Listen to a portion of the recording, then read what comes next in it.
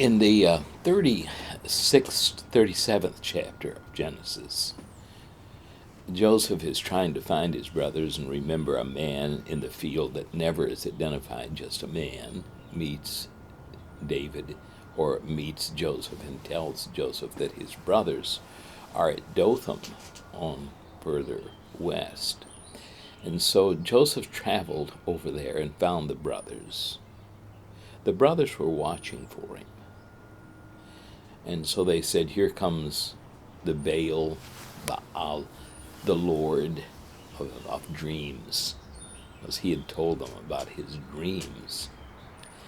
And so when Joseph got there, they were waiting, and they had already plotted among themselves that what they were going to do is put him in a pit, leave him behind, and take his coat that the King James says was of many colors, was probably a longer coat that somehow designated his special status with his father. He was the oldest child of Rachel. So Benjamin stayed behind. Joseph, of course, is in search of the brothers, so there are 10 of them. Apparently Reuben is not among the number, so there is just 9. And they decide to leave Joseph in a pit and to take his coat and to put blood all over it, and then to give the coat to Jacob and let Jacob draw whatever conclusions he wanted. Well, they put him down in the pit, but then a band of Ishmaelites came along. They're called Midians sometimes. But they were obviously traders. They were from Gilead. Gilead is the area on the east side of the Jordan River. It was apparently a sort of a bastion of faithfulness to God for a time. Elijah was from there. And so Elijah, when he's first introduced, he is said to be Elijah from Gilead, from Tishbe in Gilead. And so when Joseph is on the way to see his brothers, they have decided that they're going to kill him. But the Ishmaelites are sort of an opportunity that came upon them. Some of them say, well, let's sell him. Now, when he was put in the pit, Reuben really had in mind, and the Bible says this, had in mind to come back and to rescue Joseph out of the pit. It would be a terrible way to die, to lie there without food or water and to die in the sun, in the Near Eastern sun. And so Reuben is not in on the plot. There are 9 of the brothers who apparently are in on the plot. And but they sell Joseph down to the land of Egypt. When Reuben comes back, he finds the pit empty. And he doesn't know what to do. He goes to the brothers, and the brothers tell him what they've done, that they've taken the coat, and they're planning on putting blood on it, and of a goat that they've killed, and to give it to their father, and to let Jacob then make draw whatever conclusions he wants to from the whole affair. And so Joseph is taken down to the land of Egypt. Egypt was peculiarly protected as a people, as a nation, as an ethnic group. On the west, there was the Sinai Desert. So you had to know your way through. You had to know where the watering holes were, or maybe buy water from Bedouin that stopped by. And then to the east, that was to the east. That was the Sinai Desert. And then to the west was the Libyan Desert. And then to the south, you had to go a long way south to get to Ethiopia. And along the way, the Nile had cataracts. You might, in reading about Egypt or watching something on television, see about the cataracts of the Nile. There are places where granite runs through. There are courses of granite that run through the soft limestone of Egypt. And where the granite is, of course, it takes longer to wear away granite. And so there are the cataracts of the Nile. And you have to go way down the Nile before you come to Ethiopia. Remember, the Nile River is different among the great rivers of the world in that it runs north. It runs due north nearly the entire distance. In fact, the overflow of the Nile comes from rains that fall way to the south in sub-Saharan Africa. And there are two Nile rivers that come, the Blue Nile, and I've forgotten what the other one is. But the Blue Nile has silt in it, a lot more silt than the other, and that's why that's where it gets its name. But they formed then the Nile River, and the Nile River runs north into the Mediterranean. And so the land of Egypt was peculiarly protected, and it was sort of isolated from the rest of the world. One of the problems that the Egyptians had was they had grain, they had productive fields whenever a drought came to the lands around them. The Asiatic peoples came down into Egypt to try to get food like Abraham did. And so Joseph was sold as a slave to be taken down. Presumably the Ishmaelites knew the way. They knew the watering holes, and they knew the places. They'd arranged to buy water along the way to get them down to the land of Egypt. And Joseph was taken along.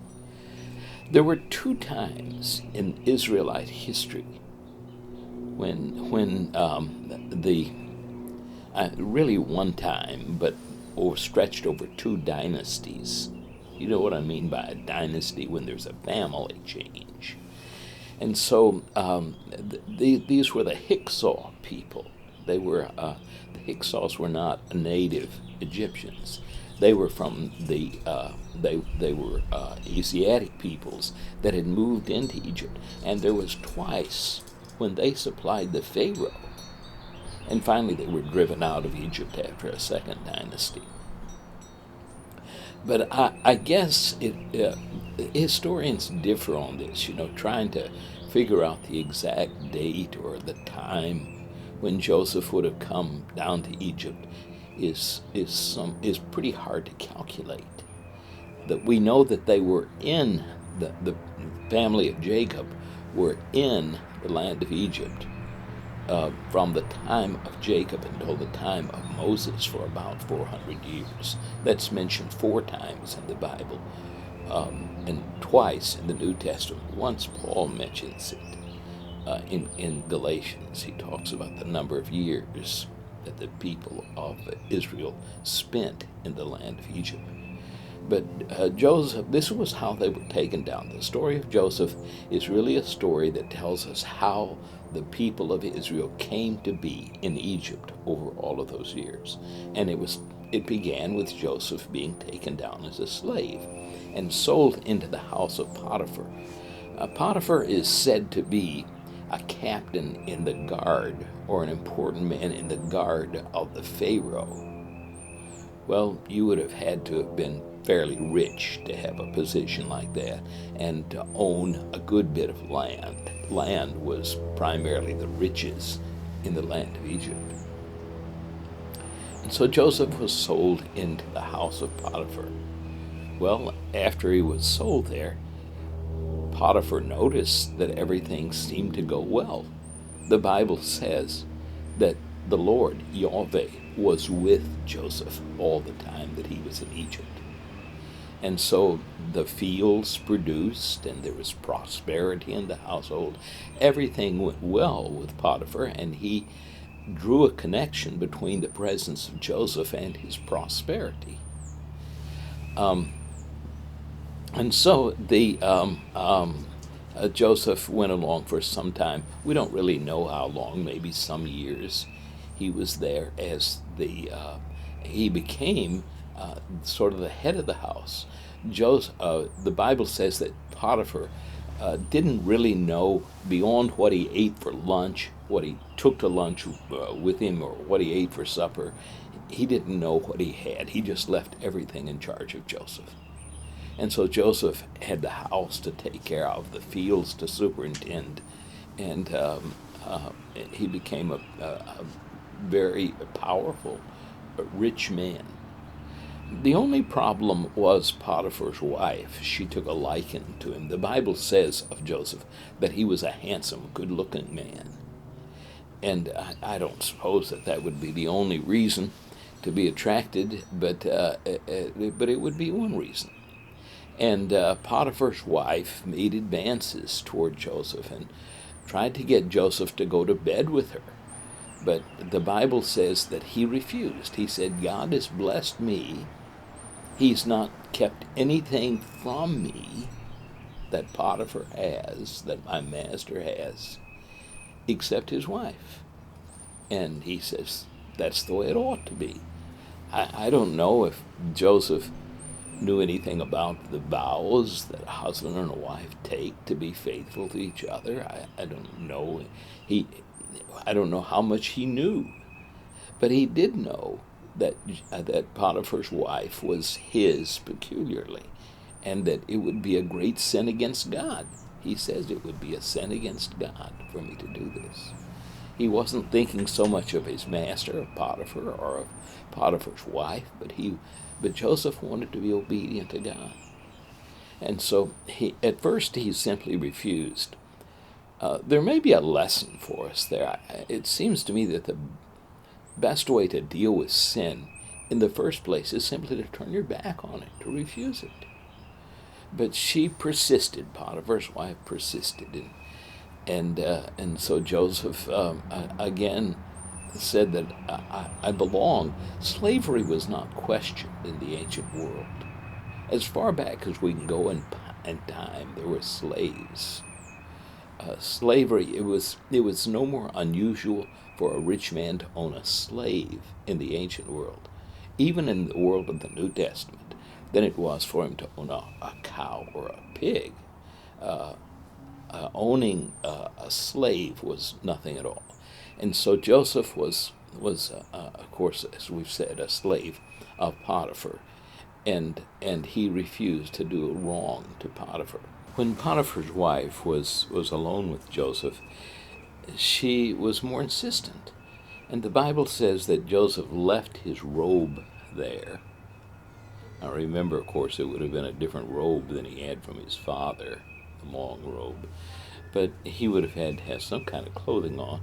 And clothing was sort of expensive, and cloth was expensive in the ancient world. And so he left it behind, and he ran outside with maybe nothing on but his underwear. So when other servants came into the house, Potiphar's wife said that Potiphar has brought this Hebrew in to disgrace us all. It's only the second time in the Bible that the word Hebrew occurs. The word Hebrew is used of Abraham, and it's used here of Joseph. The word Hebrew will be used several times along through Genesis and into Exodus. There is some discussion among scholars as to the meaning of that word. The Bible dictionary that our brotherhood used for years and years was called Smith's Bible Dictionary. And in Smith's Bible Dictionary, it's an old one, of course, it dates back a good 70 or 80 years. But Smith's Dictionary says that the word Hebrew means from beyond the river. And that's been picked up by a number of our brethren. I've heard it any number of times in sermon and Bible classes, and from teachers that I've had in school along. Today, most people who have spent a lifetime studying this and other questions having to do with the ancient Near East do not believe that the word has anything to do with beyond the Euphrates River. It was a common word. A form of the word comes up in many ancient texts besides the Old Testament. And most people think that it's a term that was used for uncitied people, people who wandered around. There were the people who had the protection of the cities, who were citizens of this. Our word citizen, of course, comes from the Latin word for city, and polis, it's a word meaning a citizen that occurs many times, or a form of the word polis. It is used of citizens of cities many times, several times in the New Testament. And so Hebrew was a person who, like gypsies today, maybe in parts of Europe, that sort of wander around and have a bad reputation. You got to nail things down because they'll steal you blind and so forth. And so Hebrews had a terrible reputation, the people that wandered about, though Abraham calls himself a Hebrew. And Paul, when Paul wants to find all of the terms that would apply to himself and his people, the first one that he comes up with is Hebrew. I am a Hebrew of Hebrews, a Hebrew, an Israelite, and then he traced, of course, the tribe of Joseph, or of the tribe of Judah he is from, and so forth. And so Paul would identify himself by these names, but the first one that he would use would regularly be Hebrew.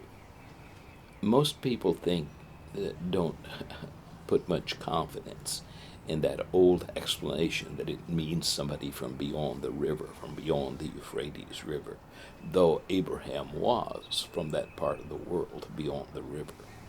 But he probably was a Hebrew because he was a nomad, like the Ishmaelites were Hebrews. There were many people. The term comes up, like I said, in many of the ancient texts from that part of the world, from Egypt as well as from Mesopotamia and from parts of the land of Canaan. So she uses the term Hebrew of Joseph, and it's only the second time that it's used in the Bible.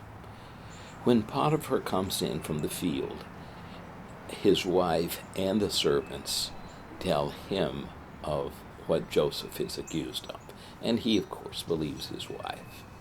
And so Joseph is thrown into prison. But we should notice that it is a prison for important people. I mean, it's not just the run-of-the-mill prison. The butler and the baker of the king of the Pharaoh are in this prison. And soon the gatekeeper of the prison sees the blessings, the good job that Joseph does in the prison, handling the affairs that he handed over to Joseph, much like Potiphar had handed over things to Joseph. And so he becomes the person who actually runs the prison. And so he is, we leave Joseph in the reading today as a prisoner in the palace, or in the guard of the Pharaoh of Egypt. I would go into questions of which dynasty it was and all of that, but this is probably during the time of Tut, whom we call King Tut, but Tutankhamun, part of the 18th dynasty, that ruled actually from Thebes, which the Bible calls No Amun. It is the city of Amun. The chief god of the Egyptians was the sun god. And No Amun is mentioned only one time in the Bible. It's in the Old Testament. It's mentioned in the prophet Nahum, who speaks of the Assyrian king, or the Syrian king, who had traveled all the way up the river, or down the river, I guess we would say, to Luxor. What is the modern day city is Luxor. And it was called in those days No Amun. And the Greeks actually gave it the name Thebes. Thebes is an important city in Greece. It's not mentioned in the New Testament, but it was a very important city. And some of the soldiers from Thebes thought that reminded the landscape around this city, No Amun, reminded them of home. And so it came to be known to the Greek world as Thebes. But it's way, way up the river. and a king named Akhenaten actually moved the capital of the empire, his own residence, and hence the capital of Egypt, up the river some distance away from Thebes, presumably because he didn't feel like he could compete with the priesthood of No-Amun, of that god in that region. So he traveled up the river, established a new city. Many of you have seen on television maybe the gold mask of Nefertiti, who is the wife of Tutankhamun, the one that we discovered the tomb largely intact. Has a lot of gold. I've seen that gold in the Egyptian Museum of Ancient History, and there's a lot of it, believe me, from the one tomb. And he was a relatively minor king. He was killed as a teenager. I say killed, at least there was a hole in his skull. And people believe that he was probably knocked in the head by somebody who wanted to be rid of him. It was dangerous to be king then, like it's dangerous to be president today. And so it was apparently kings of the 18th dynasty would, of course, have had to travel to the north occasionally. And so that would account for the presence of the Pharaoh at times during when Moses lived and so forth. And I guess it would maybe have been the same dynasty. There was a change in dynasty. The 19th dynasty moved headquarters up to what we call Cairo today. It was called Memphis in ancient times. Our city of Memphis, Tennessee, was named after the Memphis of ancient Egypt. The river is there, and of course the pyramid that you see when you cross the new bridge there. But the city, the capital, all the word capital meant was that the king had his residence there. And so with Tutankhamun and others, the kingdom was moved back. So the capital was in Thebes or No-Amun, and then it was later the next dynasty moved the Pharaoh back. The Pharaoh moved back up into the Delta area. But believe me, this city of Thebes, where the 18th dynasty reigns, is way, way down the river, and it is not near Cairo at all. But there is a good deal of discussion among the scholars as to which king or which Pharaoh was reigning during the time of Moses and during the time of Jacob and during the time of Joseph. But whoever it was, a Pharaoh was ruling. And we don't necessarily have all the problems, all the questions of history, of ancient Egyptian history, to say nothing of Mesopotamia, figured out in relationship to the various kings and happenings within the nation of Israel. But anyway, the people of Israel come down, meaning the people of Jacob. Jacob's name is Israel. And so they come down to the land of Egypt and stay there in the Delta area, in the northern part of Egypt, until the time of the Exodus, when they leave that part of the world. But we're getting ahead. We'll get into that lesson next time. Thank you for your attention today.